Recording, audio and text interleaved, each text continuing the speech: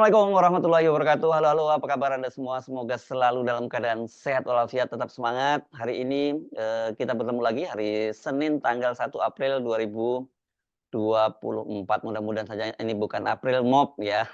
Karena kalau kalau Ramadan ini sudah masuk ke putaran yang ketiga, sementara sidang di Mahkamah Konstitusi yang menangani perkara sengketa Pilpres itu juga memasuki sidang ketiga dan hari ini menarik karena, jadwalnya berkaitan dengan pembuktian dari para pemohon dan kita ingat kemarin para pemohon itu mendalilkan dalam petitumnya itu, antara lain berbagai pelanggaran yang terstruktur, sistematis, dan masif gitu dan, tuntutannya luar biasa ini karena mereka minta eee, pemilu ulang dan kemudian diskualifikasi paslon 02. Nah tetapi saya akan mengajak Anda untuk membahas apakah petitumnya dari, baik tuntutan dari paslon 01, gugatan paslon 01 maupun 03 itu bisa dibuktikan dan setidaknya yang cukup menarik ini yang paling banyak disoroti peran Presiden Jokowi itu berkaitan dengan bansos ya, yang dianggap itu salah satu bukti, pelanggaran yang, kecurangan yang dilakukan oleh Presiden Joko Widodo dan aparatnya. Saya mengajak Anda untuk berbincang dengan seorang ahli keuangan, mmm keuangan negara ini dan juga seorang akademisi di Fakultas Ekonomi dan Bisnis Universitas Andalas, Dr. Hamdani. Assalamualaikum, Pak. Waalaikumsalam warahmatullahi wabarakatuh. Ya, terima Waalaikumsalam kasih. warahmatullahi wabarakatuh. Iya, saya, tertarik ini ada tulisan, ada artikel Anda yang turun di media Indonesia ya, hari ini yang berkaitan dengan soal politisasi bansos ya, itu yang, di salah satu sebagai, petitum dari, Ya, penggugat begitu ya. Ada ya, dari sisi seorang ahli keuangan negara bagaimana Anda melihat soal ini? ya, Potensinya kalau saya baca-baca tulisan ya, Anda ini potensinya besar ini ya? ya, ya, ya. Baik, Mas Yarsu. Jadi memang kalau kita memperhatikan ketika keduanya kan sudah mengajukan pemohonnya ya. Ya. Jadi memang kita lihat ada hal yang kompak dia di antaranya. Mungkin yang lain juga berbeda. Apa saja poin-poin yang menjadi petitumnya. Tetapi untuk bansos ini kompak dua-duanya dan Mhm. itu dikemukakan ya di dalam kaitan dengan baik oleh Pak Anies selaku Capres 01 dan juga Pak Ganjar selaku Capres 03. Nah, itu kelihatannya kompak untuk menyatakan bahwa mereka mempersoalkan kaitan bansos itu ada pengaruhnya di dalam kaitan dengan pemenangan eh, paslon 02 ini. Nah, jadi ini memang yang menarik bagi kita adalah bagaimana aturan-aturan keuangan semuanya ada aturannya semua.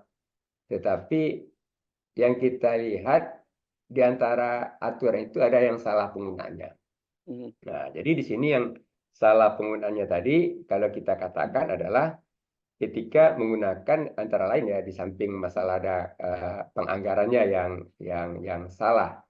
Kenapa kita katakan salah dalam penganggaran?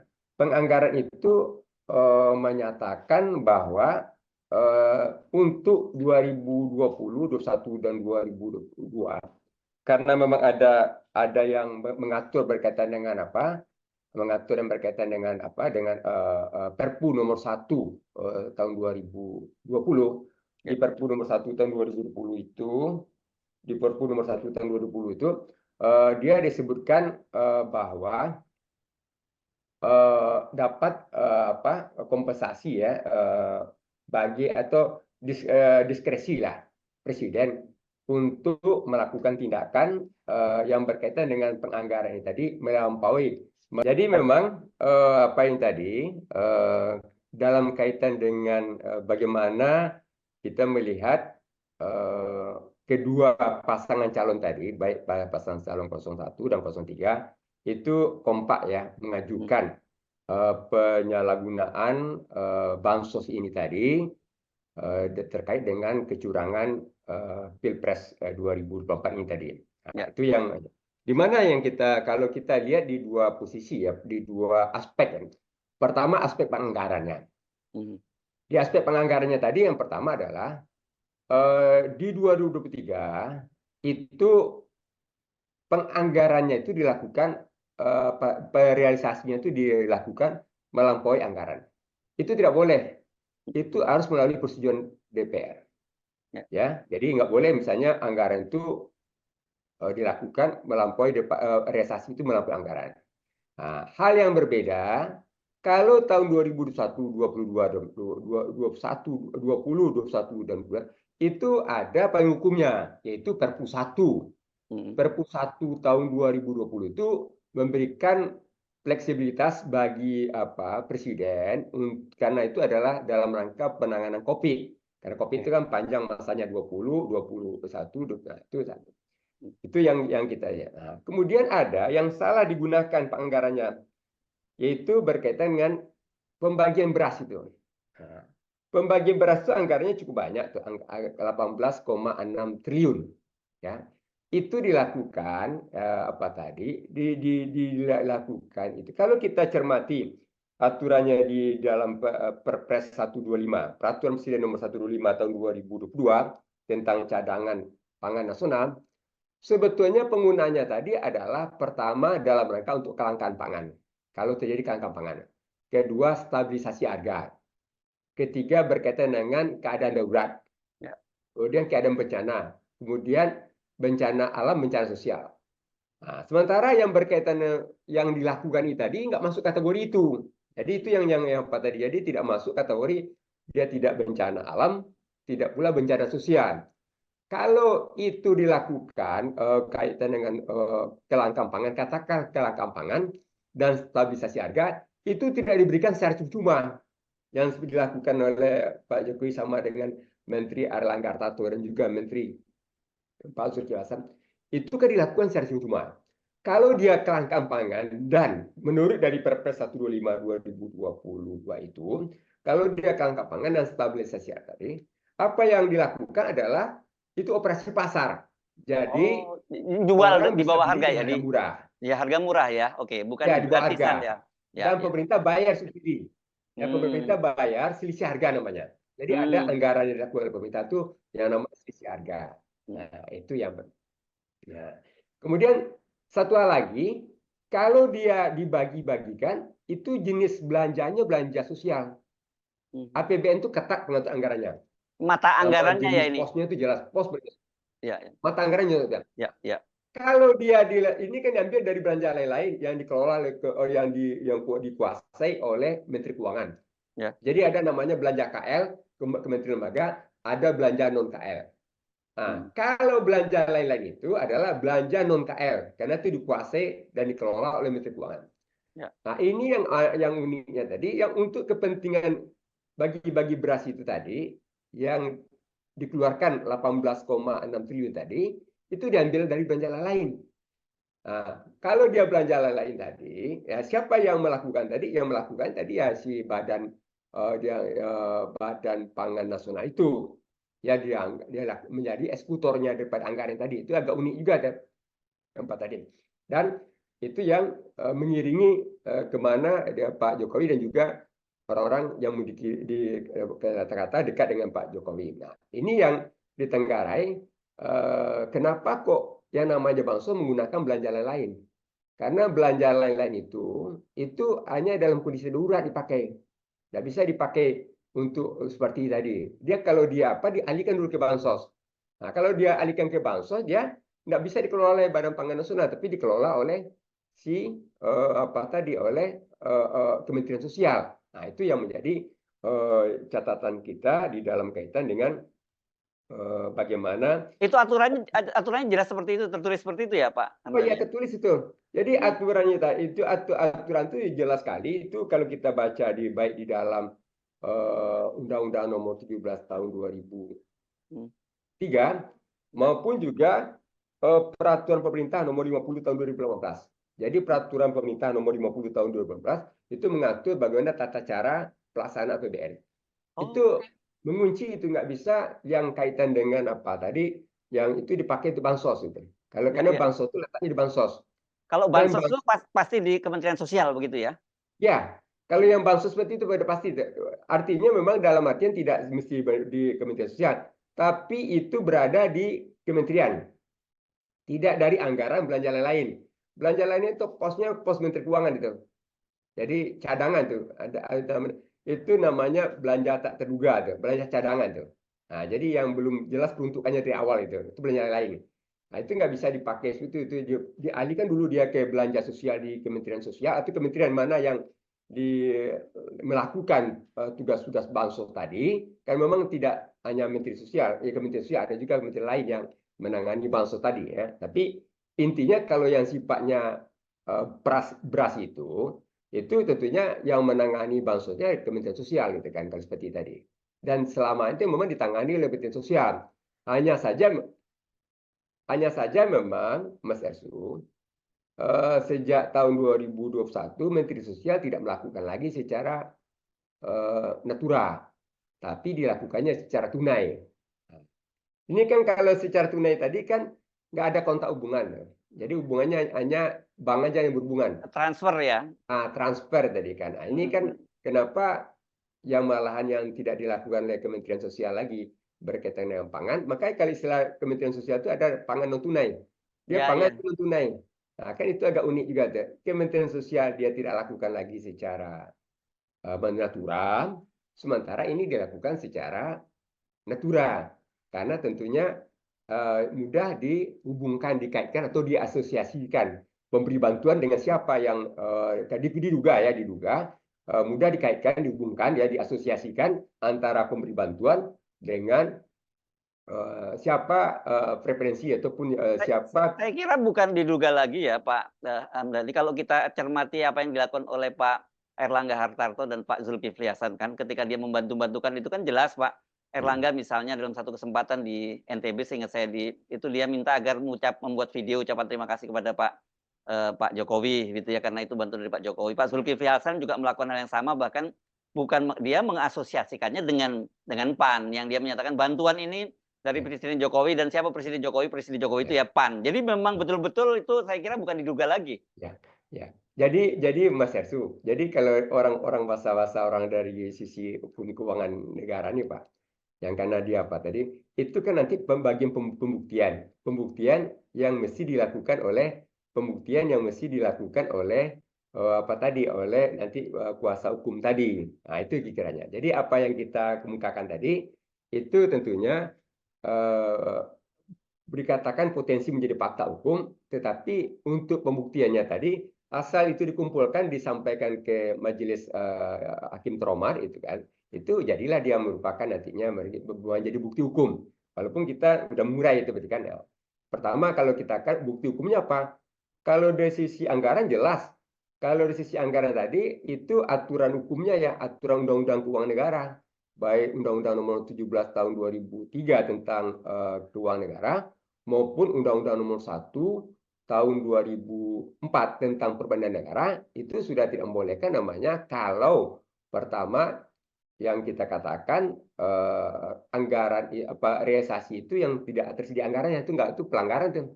Dalam keadaan normal kita bukan dalam keadaan tidak normal, dalam keadaan normal. Kemudian penggunaan tadi yang kita katakan baik di Undang-Undang Nomor 17 Tahun 2003 tentang keuangan negara maupun di PP 50 tahun 2018 tentang pelaksanaan APBN itu juga menyatakan bahwa yang namanya bansos itu ya tentunya tidak pengelolaannya di Kementerian Keuangan, tidak di belanja lain-lain. Karena belanja lain-lain itu dikatakan tadi itu adalah kalau memang bencana alam ada atau bencana sosial. Nah, ini kan salah menafsirkan atau salah menggunakan yang mestinya itu adalah bencana sosial dijadikan bantuan sosial itu saja. Jadi kalau bencana sosial betul. Jadi kalau bencana sosial masuk dia kriterianya. Tapi kan di dalam Perpres yang 125 itu 2022 tentang cadangan pangan tadi penggunaannya sudah dinyatakan juga itu betul sesuai dengan aturan ya. Itu adalah berkaitan dengan ada masalah bencana alam, ada bencana sosial, ada kelangkaan pangan, ada stabilisasi harga. Tapi kalau yang kelangkaan pangan dan kesejahteraan harga tidak diberikan secara cuma, tetapi itu dilakukan dengan operasi pasar dan pemerintah lah nanti menanggung selisih harga daripada yang ditanggung oleh berapa yang selisih harga yang nantinya yang menutup apa tadi yang dari Bulog tadi. Kalau El Nino alasannya kemarin digunakan itu masuk kriteria yang mana dan bagaimana mekanisme bantuannya? Nah, jadi kalau boleh dikatakan tadi, kan kalaupun namanya El Nino ya, Ya. tapi kan kita kan belum ada mendeklar. Jadi mendeklarnya tadi, dia persoalannya kan di dalam kalau kita bicara di apa tadi, apakah Undang-Undang Nomor 24 tahun 2007 tentang penanggulangan bencana, itu ada tuh bagian deklarasinya, mendeklarasikan bahwa kita dalam keadaan darurat, kita dalam Oh, keadaan sama bencana. seperti COVID kemarin ya, Ya, ketika COVID ya. dinyatakan sebagai Nah, darurat. jadi Oke. ada tadi mendeklarasi itu nggak ada itu, jadi nggak bisa Hmm, kita otomatis bisa menyatakan tadi. hmm, Karena itu juga kalau dia nantinya bencana sosial atau bencana alam, maka tidak lagi penerimanya yang di dalam kaitan dengan daftar terpadu kesejahteraan sosial lagi. mhm, Itu yang penerimanya tadi siapa orang yang terdampak itu dengan hmm, bencana alam, siapa orang yang terdampak dengan bencana sosial. Jadi bisa saja daerah-daerah tertentu tuh, tidak bisa semua wilayah tertentu tuh yang terdampak. hmm, Misal terdampak kekeringan semua kan dia nyatakan hmm, sebagai hmm, bencana alam atau hmm. ada konflik sosial. Nah, itu Jadi dia nyatakan nggak sebagai boleh wilayah-wilayah yang potensi pemilihnya paling besar gitu ya, nggak bisa ya. nah, ini diduga nih Mas Ersu tadi kan Hmm, yang hmm, kantong-kantong suara kandidat tertentu yang hmm, tidak apa tadi misalnya 02 tadi itu tidak eh, kurang di kantong-kantong suara di wilayah tertentu itu yang diintervensi dengan bahasa itu yang menjadi persoalan kan. ya. Kalau bangsa itu diarahkan di posisi mana apa tadi preferensi pemilih itu kurang di 02 Hmm. itu yang kita katakan mungkin dalam kaitan itu adalah penyalahgunaan apa tadi ada Abuse kecurangan of power ini ya. ya dan Oke. itu harus kita lihat juga jadi memang kalau dari gugatan yang dilakukan oleh ataupun tanggapan daripada apa pihak terkait kalau Ya, namanya ya, 02 itu kan pihak terkait bukan ya, pemohon kan. ya. Itu menyatakan bahwa mempersoalkan ini apa itu kan proses seperti ini kita kan nggak bisa menyatakan hasil tidak Hmm, tidak melalui proses kalau hasil itu titiknya tuh titik TPS sampai kepada si KPU terakhir itu hmm, rekapitulasi itu hasil tuh hmm, ada nggak kesalahan di dalam proses ketika di pemungutan suara tadi misalnya pemungutan suara itu 100 juta sampai di apanya tadi dengan calon tertentu kurang dia atau berkurang dia sampai ke apa itu hmm. posisinya itu adalah di TPS tapi proses sebelum TPS itu yang proses yang kejadian sebelum TPS itu proses itu Hmm, jadi kalau ada apa upaya-upaya untuk menarik pilihan ataupun juga mempengaruhi pilihan hmm. pemilih mempengaruhi pemilih untuk memilih ke seorang kandidat ataupun konsultan tertentu itulah yang dikatakan proses ya kan Ya, tapi hanya hal-hal itu kan diterima oleh Mahkamah Konstitusi. Itu kemudian Mas Ersu, itu dari aspek anggaran. ya. Tapi jangan kita lupa juga di samping aspek anggaran juga dan juga aspek pelaksanaannya. Mhm, Jadi aspek pelaksanaannya. Kalau kita perhatikan tadi di aspek pelaksanaannya apa yang terjadi di aspek pelaksanaannya tadi kan? Kalau di aspek pelaksanaannya ternyata kalau kita cermati Mas Ersu itu di bulan itu tadi di bulan di pendistribusinya di bulan apa tadi di Januari 2024 itu hmm, apanya jumlah nilai bansosnya melebihi daripada tahun sebelumnya. hmm, Jadi kalau di Januari 2022 disalurkan bansos itu cuma 3,5 triliun hmm. dan di Januari 2023 disalurkan cuma 3,8 triliun, sedangkan pada Januari 2024 pas sekian beberapa hari menjelang apa tadi itu disalurkan adalah 12,45 triliun. Itu berapa? 400, hampir 400% itu ya? Ya. Hmm, Dan itu juga terkonfirmasi lagi kalau kita ambil 3 bulan sebelumnya. mhm, 3 bulan sebelumnya juga melonjakkan lumayan juga. hmm, Jadi kalau 2000 yang jadi kalau kita pakai 2000 November 2021, Desember ya. 2021 dengan Januari 2022 itu hanya 45 triliun. Kemudian di November 2022 sampai juga Desember 2 dan Januari 23 itu hanya 41,5 triliun. Sedangkan yang pada posisi yang 3 bulan sebelum apa tadi itu mencapai angkanya 52,5 triliun. Jadi itu juga menunjukkan betapa besarnya apa tadi angka-angka itu tadi kalau kita lihat ya penyalurannya ya. Hmm, Sehingga kalau perlu di sini pihak tim hukum 01 dan 03 itu bagaimana, pertama dari sisi untuk anggaran kan tidak perlu pembuktian fisik ya, tidak perlu yang ke lapangan ya, itu kan sudah ada kan. Kalau yang satu lagi yang di anggaran tadi dilihat aja kenapa di bulan yang tinggi di bulan itu terlalu tinggi di situ, apa motif yang terjadi di Januari itu tinggi daripada sebelumnya, padahal kan yang sebelumnya tadi kan kondisinya adalah kondisi COVID malah kan. Malah Kondisi lebih parah, ya, ya, ya. Itu yang ya, disebut makanya bansos yang diberikan pada masa menjelang Pilpres itu lebih tinggi dibandingkan ketika terjadi bencana COVID gitu kan ya kesimpulannya betul. ya. Ya. Ya. Dan kalau kita cermati juga perlinsosnya kalau gabungan daripada semua bansos tadi, termasuk yang namanya yang perlindungan sosial ya, karena Ya. apa tadi itu angka yang 2000 apa tadi lebih besar ya, 2024 itu lebih besar, terbesar daripada yang tahun-tahun sebelumnya ya. Nah, jadi kalau kita mencermati ini tadi Mas Arsu, jadi kemudian juga kalau kita melihat daripada pelaksanaannya tadi, bagaimana bagaimana pengelolaan. Jadi kalau kita lihat apa tadi, bagaimana penyalurannya. Ya.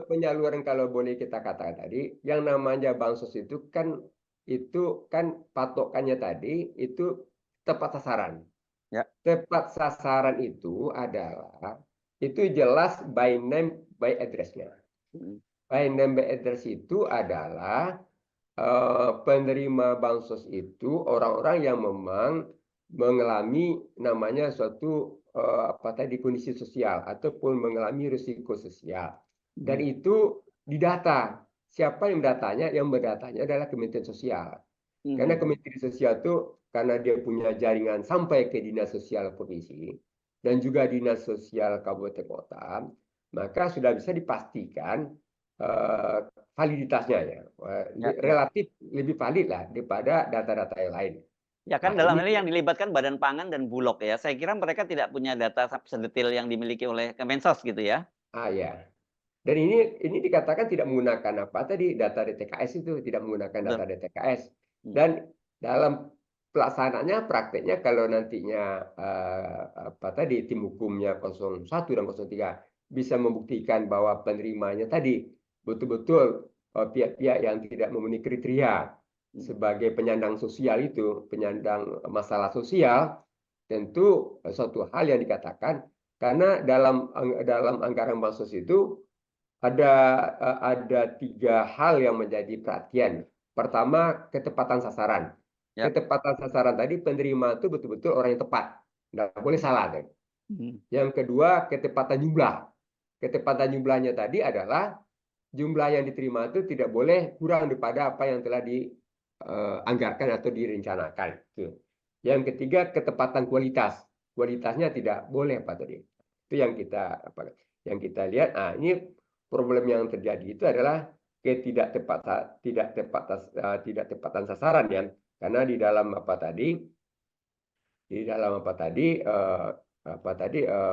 ada pihak-pihak yang ternyata kan tidak memenuhi kriteria penyandang masalah sosial. Kemudian dari segi membagi-bagi. Kalaupun umpamanya membagi-bagi barang tadi tidak berada di Kementerian Sosial, kalau katakanlah dikelola oleh Badan Pangan Nasional, ya. Tapi ketika dia menjadi bansos, itu portfolionya di Menteri Sosial. Dia yang namanya di Ketahanan Pangan itu dia ada berhenti ketika itu menyangkut masalah kekurangan pangan dan stabilisasi harga. Dan itu skemanya, mekanismenya melalui yang namanya operasi pasar tadi yang saya katakan. Nah, tapi kenapa yang untuk seperti ini, yang Menteri Sosial yang notabene-nya dia memiliki semua infrastruktur dalam rangka membagikan itu tadi dan punya pengalaman, kok bukan dibagikan oleh Kementerian Sosial, kok di Badan Pangan Nasional tadi kan? Itu kan dia kan juga tidak memiliki. Pertama, Badan Pangan Nasional itu kan tidak memiliki yang namanya jaringan-jaringan sampai ke daerah tadi kan, terbatas lah, tidak seperti Kementerian Sosial. Dan kemudian juga siapa yang mengikuti bansos beras tadi? Ya, yang mengikuti kalau bansos beras itu mengikuti kunjungan presiden atau menteri. Nah, menteri itu Hmm. menteri tertentu pula lagi kan. Menteri tertentu ya Pak Erlangga Tarto dan juga Pak Zulkifli Hasan, dan tidak ada pernah melibatkan menteri sosial. Itu yang menjadi pertanyaannya kenapa Ya, ya, menteri. dan ini kebetulan peta politiknya Kementerian Sosial itu jelas 03 begitu ya karena Ya, PDIP, sementara Menko Perekonomian dan juga Menteri Perdagangan Pak Zulkifli Hasan itu adalah Ketua Umum Partai Pendukung Paslon 02 kan, dari situ kelihatan sekali kan ya ininya kalau dia penyalahgunaan. dilakukan, ya, betul Mas. Kalau itu kita lakukan secara inklusif ya, tidak ada hal-hal yang dan kita lakukan secara transparan, akuntabel dan inklusif, itu tidak ada persoalan-persoalan seperti itu. Inklusif itu maksudnya semua menteri dari berbagai pendukung paslon 01, 02 atau 03 bisa melakukan juga itu gitu maksudnya. Semestinya. Ini kan Hmm. yang terjadi paling-paling juga diantaranya juga ikut juga Pak Erick Thohir itu kan, Bapak Ya, juga. ya. Kita Hmm. juga pernah lihat kan Pak Erick Thohir mendampingi Pak Pak Jokowi, ya. Jokowi, Nah, ya, menyaksikan pembagian ya, ya. menyaksikan pembagian apa tadi kan, membagi pemasaran. Nah, itu juga dari aspek fakta-fakta dan mungkin data-data kunjungan Pak Jokowi kalau kita perhatikan ya, kalau sebanyak itu, semasif itu dalam periode tertentu ya, dan itu dibandingkan saja dengan tahun sebelumnya di periode. Kalau kunjungan Pak Jokowi Desember dan Januari itu melebihi daripada kunjungan yang sebelumnya tadi kan, dan dikaitkan dengan apa tadi dengan pembagian bansos, Hmm. maka tentunya aspek-aspek secara dalam pendistribusian ya yang kita Hmm. katakan, karena begini. Presiden itu kan dia kan lebih banyak secara apanya, tidak secara bagaimana melaksanakan detailnya, tapi Policy ya, lebih pada policy lebih banyak presiden. kebijakan. Boleh sekali, tapi itu namanya kan kalau sekali itu kan kita bicarakan seremonialnya. Jadi Ya, seremonial itu sekali, kick off lah yang itu sering disebutnya ya. kick off-nya itu boleh deh. Tapi kalau setiap kali kunjungan beliau diikuti oleh bansos, setiap kunjungan beliau diikuti bansos dan kunjungan beliau identik dengan bansos, itu sudah berbeda halnya. Jadi Oke, oke, tapi sebentar Pak Hamdani, itu pertanyaan saya itu tadi, persoalannya boleh atau tidak boleh, itu kan berkaitan dengan undang-undang ya. Pertanyaan saya jadi, boleh atau tidak boleh, itu berdasarkan undang-undang presiden melakukan hal semacam itu, atau persoalannya bukan soal boleh atau tidak boleh, etis atau tidak etis presiden melakukan itu?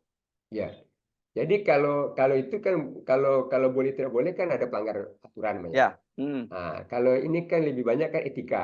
Jadi etika. kalau etika, Hmm, jadi hmm, kenapa dalam arti kalau presiden mengatakan tidak mempercayai apanya, itu kan kita udah punya unsur semuanya. Ada hmm, BPK, hmm, ada BPKP, hmm. jadi ada unsur pengawas ya.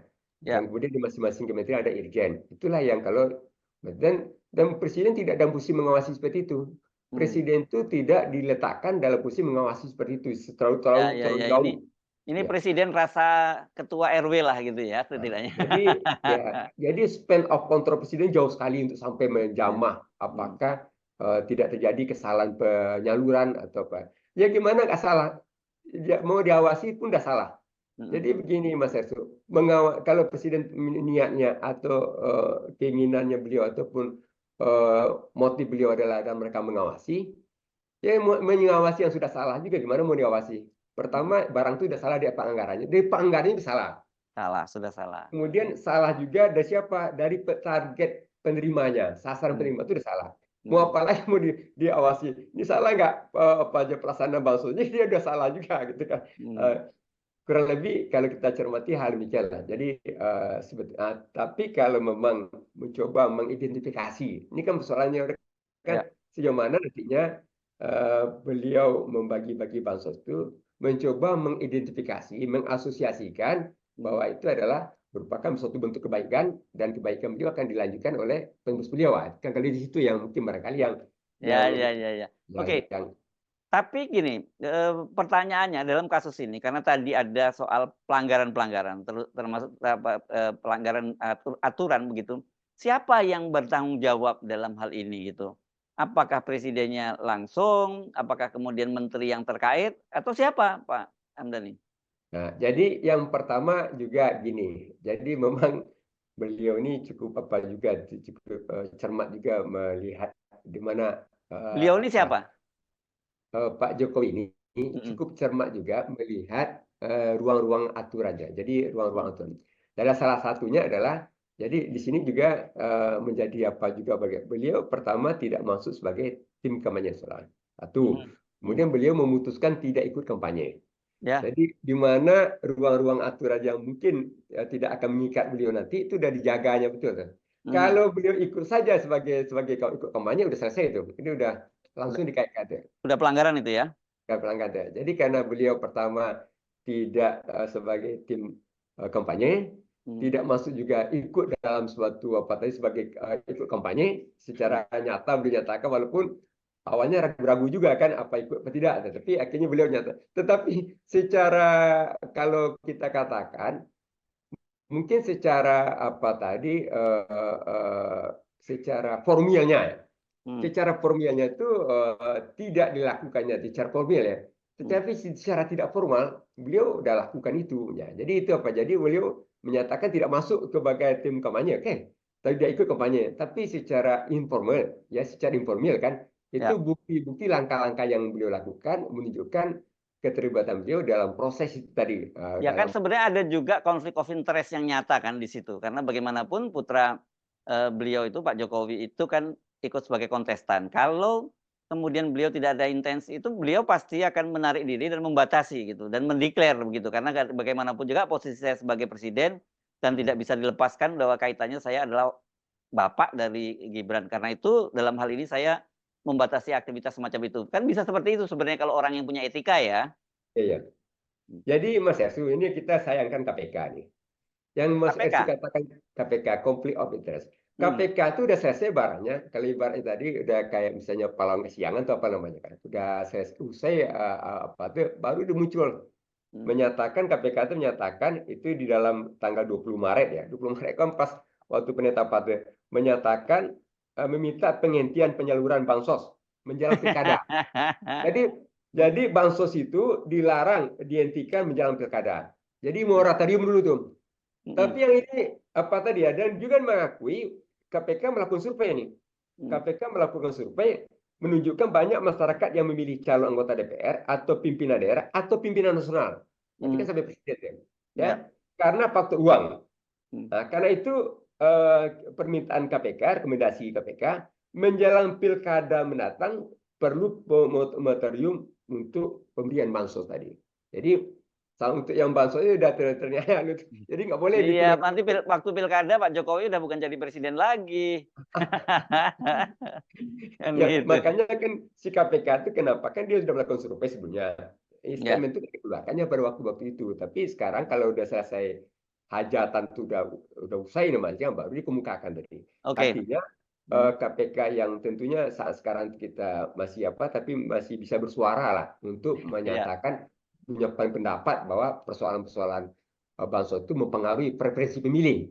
Jadi Ya, kalau ya, orang oke. katakan tidak ada hubungan dengan pemilih, ya ini buktinya KPK menyatakan ada preferensi dan minta Ya. apa supaya menjelang pilkada itu dilakukan moratorium terhadap apa tadi untuk bansos tadi. Dengan uraian Bapak tadi itu ya, yang saya simakkan. Satu, dari sisi peraturan itu banyak yang dilanggar. Kedua, dari sisi waktu pelaksanaannya juga itu juga ada pelanggaran juga. Yang ketiga ada soal itu kalau ini saya nggak tahu apakah pelanggaran atau tendensi karena jumlah yang digelontorkan itu ternyata jauh lebih besar dibandingkan dengan tahun-tahun sebelumnya ketika justru ada soal pada waktu itu ada COVID dan sebagainya gitu. Jadi kalau Anda melihat apakah petitum yang diajukan oleh tim hukum paslon 01 dan 03 itu bisa nanti bisa dibuktikan argumennya bisa dibuktikan oleh mereka dan bisa diterima oleh majelis hakim. Ya, baik. Eh, begini Mas Hersu, kalau yang apa kita yang pertama saya katakan di dua aspek saya lihat. Kalau dari aspek penganggaran itu udah kuat, dua Kuat. aspek penganggaran itu udah kuat. Jadi kita mengatakan tadi baik dia apa tadi kebijakan anggaran yang salah dan kemudian juga menggunakan anggaran yang belanja lain itu untuk kepentingan bansos itu. Ya. Nah, tinggal sekarang, tapi kan salah di anggaran itu tidak cukup kalau tidak dibuktikan dengan faktanya, pelaksanaan anggarannya. Nah, jadi yang menjadi poinnya tadi adalah sejauh mana kesalahan anggaran tadi juga didukung oleh pelaksanaan anggarannya. Jadi kesalahan anggaran itu dibuktikan oleh kesalahan dalam penyaluran, pendistribusian, dan segala macam tadi. Itu yang paling, ya bukti-bukti fisik di lapangan itu. Kalau dikatakan hubungannya, buktikan bagaimana hubungan antara bansos tadi, bagaimana kunjungan Pak Jokowi itu, berapa banyak jangkauannya, berapa banyak dibagikan tadi, dan siapa target yang dibagikan tadi. Jadi apakah dalam target dibagikan tadi terlihat bahwa yang salah target tadi atau salah sasaran itu tercapai atau tidak, gitu kan? Yang kemudian apakah ada hal lain yang berkaitan dengan upaya-upaya pemberian preferensi. Katakan kan ada dugaan bahwa di dalam penyaluran tadi juga ada tanda gambar kandidat tertentu. Nah, itu juga menunjukkan bahwa, atau katakanlah upaya-upaya menyatakan bahwa itu adalah keberlanjutan, itu adalah Ya, bagian-bagian yang walaupun sudah dinyatakan tidak ada pelanggaran kata Bawaslu ya, yang terutama yang kasus di Banten kan ya. Ya. Ya, kalau kita kan tidak bisa berharap banyak juga dengan Bawaslu, karena kelihatannya tidak ada yang namanya seperti ini, tidak ada satupun bentuk pelanggaran dalam Pilpres baik dilakukan 02, 01, 03. Jadi jadi dalam nggak bisa dipegang lah Bawaslu ya, keputusan dari Bawaslu itu tidak bisa jadi parameter benar salahnya begitu ya. Ya, artinya walaupun banyak pengaduan ke Bawaslu, hampir tidak ada yang namanya mana pernah Bawaslu menyatakan ini ada pelanggaran, bahwa ada baik 1, 01, 02, 03 itu nggak ada. Tinggal tentunya benteng terakhir keadilan itu ada di MK. Jadi benteng terakhir keadilan itu ada di MK. Barangkali demikian, Mbak. Jadi kalau kita kembali ke tadi, kan ini diskusi kita berdasarkan tulisan Bapak sebagai bansos, sebagai petitum dari paslon 01 dan 03 itu, kalau dari bacaan Anda sebagai seorang ahli keuangan pemerintah gitu, keuangan negara, ini bisa dibuktikan bisa jadi dasar hakim untuk memutuskan tidak bahwa itu terjadi pelanggaran? Ya, kalau menurut saya bisa. Bisa Jadi ya. yang pertama, kalau yang di pertama di aspek anggarannya sudah jelas itu. Yes. Nah, yang saya katakan tadi kan dia dua sisi mata uang nih. Jadi anggaran saja saya katakan salah, tapi kalau nanti tidak ada coba dikaitkan antara apa tadi, sekarang salah di anggarannya. Tapi kalau nanti dalam pelaksanaannya tadi, pembagiannya, penyalurnya itu tidak bisa dihubungkan, dikaitkan atau dibuktikan keterkaitan terhadap upaya pemenangan kandidat 02, tentu jadi dalil kecurangan tadi kan jadi nggak kuat jadinya gitu. Sehingga yang paling pembuktian di lapangan itu, pembuktian itu yang paling menentukan. Dia salah di anggaran itu. Dia salah di anggaran itu akan diperkuat ketika bukti di lapangannya begitu.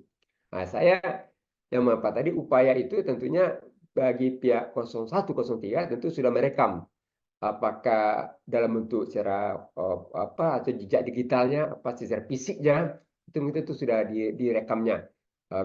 Kalau itu keduanya lengkap, itu menjadi petitum itu bisa diterima oleh majelis yang terhormat ini, majelis hakim terhormat tadi. Jadi Pak Hamdani melihat bahwa potensi, gitu ya, nyebutnya begitu ya, potensi gugatan atau petitum dari 01 dan 03 itu dikabulkan oleh majelis hakim di Mahkamah Konstitusi sangat besar ya? Ya, cukup besar kan.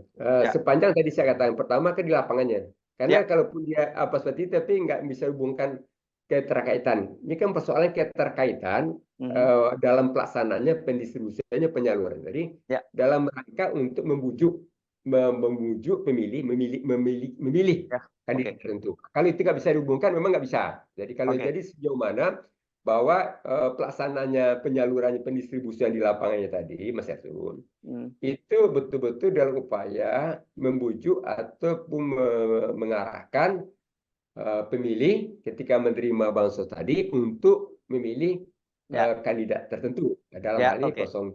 Kalau dia tidak, itu enggak, berhenti aja dia di kesalahan prosedur aja, nanti larinya ini ada kesalahan prosedur, tapi ya udah nggak ada dampaknya, ke situ larinya.